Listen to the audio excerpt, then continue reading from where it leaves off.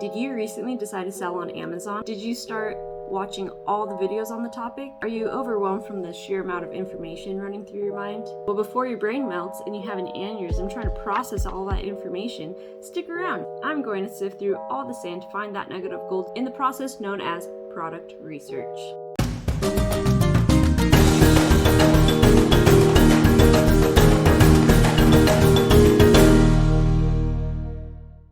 Welcome back to my channel. I'm Jenny, and in this video, I'll be sharing with you my product research experience, and I'll also update you on where I'm at in the beginning stages of Amazon FBA. Now, you might have had the thought, if Amazon FBA is like a modern gold rush, then product research is a lot like digging for gold, which would make all those FBA'ers gold diggers. Well, to that, I do say we should be updating our derogatory terms to product researcher. Write that song, Kanye. Since my last video, I have done quite a bit of product research. I started to sign up for an Amazon seller account, and I even reached out to a few suppliers. Let's talk about the product research. When I started product research, I watched a ton of videos, and I found a lot of really good advice. And the amount of information became so overwhelming. It came up in my dreams. I woke up thinking about it. I started to notice even in day-to-day conversations that I just start talking about, hey, that would be a really good idea to sell this or to sell that. I remember people like that in university days, and I always thought, oh, they're a little bit exhausting. But once you start product research, your brain is constantly thinking and evaluating all the products around you about what would be a good product, but how to slightly improve or alter your product. It's like a muscle, your creative muscle, your selling muscle. It's something that you just start thinking about constantly. And there was all kinds of tips and advice out there, like the price range. It should be between $20 and $80. Some people would say no less than 15. Some people would say no less than 30. So there was a lot of different kind of opinions on that. But mostly everything fell between 20 and 80. And that's because that's kind of where that impulse shopping lives. So that anybody that's kind of scrolling on Amazon and they think, oh man, this is so good, they're more likely to buy it than to have something that's over $100 or $200. And if it's anything below $20 or $15 or especially $10, then you can't really make a profit. Your profit margins are going to be really, really tiny. Most people advise between 20 and 80. I think 80 is a bit high, but it's still kind of under 100 for sure. But I'm still really new at this. I'm imagining as a shopper, as a consumer of goods, that if something is more than 60, then you start to kind of feel like, well, I'm gonna feel that in my bank account. That's like one of my purchases for the week, the month, whatever my budget is allowing. Around $25, $30 is probably the best bang for your buck, unless you have a really good product, in mind. But then I found other things like you shouldn't do anything that's flammable. That's really difficult. Amazon has a lot of restrictions, a lot of testing that has to go on that. I saw contradicting advice about supplements or food. Some people thought consumer goods, you want something that's gonna go away. They use it and it's gone, so that they have to buy again and again and again from you. But if it's something food related, then maybe if you're buying from another country like China, guidelines, the rules are just a little bit different from what it is in the US. And same thing with any kind of chemical agent that you put on your skin, a topical agent. I really like skincare things, but if it goes bad, then it could go really bad. People could have allergic reactions. When you have people's health in your hands, then that's kind of a liability. Other things to think about is how breakable is your object. You don't want anything that's going to break very easily. You want to really minimize your returns. The other thing to consider is anything that's electrical or battery operated. You don't really want to do that. Amazon is a bit strict. They have a lot of tests that it has to go through. There's also a lot of room for just malfunctioning, and that means a lot of returns, a lot of headache for you, because the products that don't work, what can you do? You kind of have to throw them away. After you get your products, you should also have them inspected. You want to make sure that customers are getting what they think they're getting and that the quality matches your sample. When you reach out to suppliers and they give you a sample, they're trying to impress you. They want you to buy their products. They're going to make sure that's really good, and that might slightly lower in quality when you bulk buy. So that's something to keep in mind. Now, the real debate that I saw is people fell into one of two camps. Either you wanted to go by the numbers, you follow the numbers, follow the data, or your numbers and passion. Your passion needs to be there. Do I want to go with something that on the spreadsheets, it looks good, it looks like a good product, mid to low competition, high demand, but I know nothing about this product? Or do I want to try to find something, maybe it's even a little bit higher demand, but I know how to market it, I know how to alter it in a way because it's something I use, it's something I would buy, so I know the ins and outs of what's good and what's bad. So I use Jungle Scout, and Jungle Scout's really good. It shows you a lot of listings and the breakdown of what it costs to make the product and what the profit is, what the monthly sales are. You definitely need something like Jungle Scout or a Helium 10 if you're going into Amazon FBA. In my research, I wanted to go with something that I'm familiar with. That one was making a lot of sense. But as I'm looking into things, like I want something that's low competition, and I was thinking more like yoga related things. So if I look up low competition yoga, it's just not there. It doesn't really exist. You need low competition, like a kitchen appliance or like a hanger or a bookshelf, a floating bookshelf, you know. I started to look at that and I thought, I'm not really finding anything that's low competition. But I have been noticing that there are a type of yoga leggings that I search for, and something immediately comes up that makes me think, oh, I can make a variant of this and maybe that would do well. And I search another popular kind of yoga legging print, I guess you could say, design, and I noticed there's no real results that come up. So I'm thinking maybe I found a niche in some sort of yoga legging. However, this is kind of risky because yoga leggings are super high competition. It would be hard to get an edge in the market to really stand out. I think I can, but I'm really familiar with yoga leggings. I wear them all the time.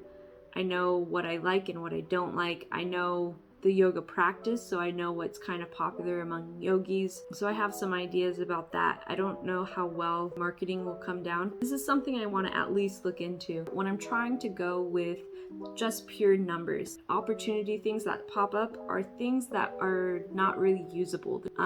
Things like sports teams, especially like World Cup stuff. The World Cup just ended, so it's really popular. Messi jersey, Messi shirt, things like that.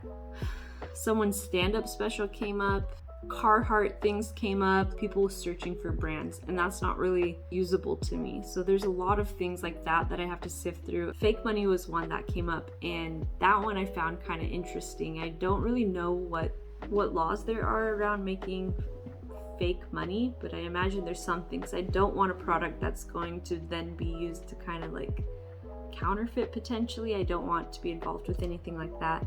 That's also a liability. So using the Jungle Scout opportunity finder tool, I did find a couple of products that looked interesting. One of them I remember was a psoas release kind of massager tool, and it's just kind of a big piece of plastic. Anything that's related to like muscle release, muscle tension massagers, that kind of thing, I would be interested in selling that because that's something I would actually buy and use. What I found though is I have no idea how I could possibly update this. I kind of got stuck there with that one. I've even reached out to some suppliers just to get an idea of the cost. I used Alibaba.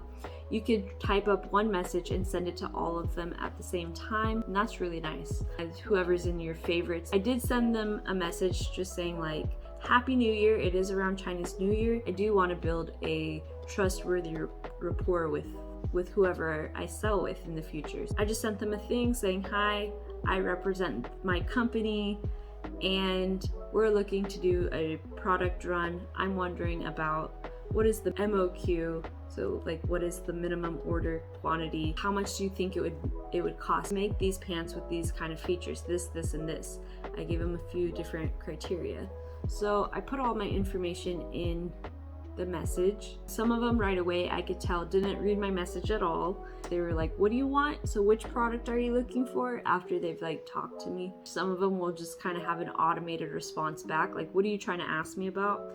And it'll give you like a box with all these different choices, like, is it about a sample? Is it about the product? Like, little automated thing. And I wonder if it's for the language barrier. I was asking about all of it. I wanted to know pricing. I wanted to know the sample sizes, the shipping time, the shipping cost, just to see if even doing yoga leggings is a possibility. Right now, if I just search on Alibaba, I see a lot of like $8 to $11 to $15. Some of them will even say $20 to make. And that's definitely too high. If it's gonna cost me $8 to make a pair of leggings, then I have to consider shipping and Amazon fees, and then I can make a profit. I would have to sell it for more. But if you go onto Amazon, you could see most leggings will sell between $20 and $30. I haven't really negotiated. I'm actually so bad at negotiating. Yeah. I also told them I want to put my own design on the leggings, and they're asking me for the design right away, and I didn't actually make a design yet because I wanted to see what the ballpark figures were to even know if leggings is a good idea or not. My plan is to find a rough draft on Pinterest and send that to them and let them know this is not the real design. This is just an idea, because if they send me a sample, it'll have this design. Once I feel the number is doable, then I will outsource to Fiverr. I'll send them basically the mock design that I found on Pinterest and say, this is what I'm looking for. I like your style. Give it your own kind of flair. I trust your artistic integrity, and see what they give back to me. Everything they did, I thought, yeah, this is totally the vibe that I'm going for. We'll see what happens there. I started to realize maybe I'm getting a little ahead of myself. I need to first sign up for an Amazon seller account. So there's a couple things. One, I don't know if I have an Amazon seller account.